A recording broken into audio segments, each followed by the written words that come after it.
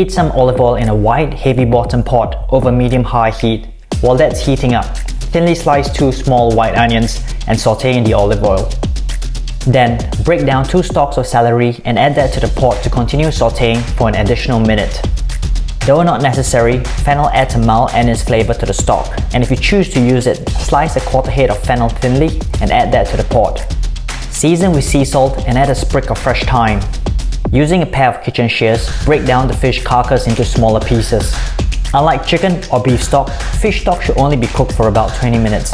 Otherwise, you may get some bitterness out of the bones.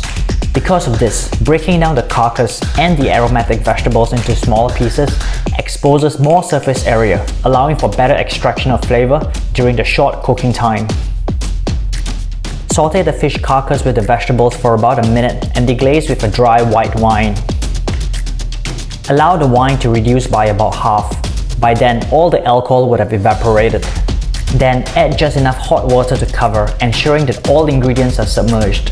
Once the stock comes to a boil, immediately reduce to a low to medium heat that's just enough to keep the stock at a low simmer.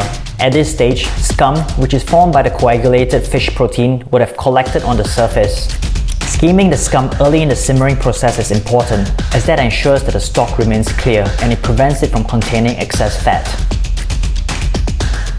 After 20 minutes, skim any additional scum off the surface of the stock and remove the stock from the heat. Then strain the stock through a fine mesh strainer. Discard the bones and vegetables, and you are left with a flavorful and aromatic fish stock that can be used for making sauces, seafood soups, or stews. Thanks for watching, and see you next time. Cheers!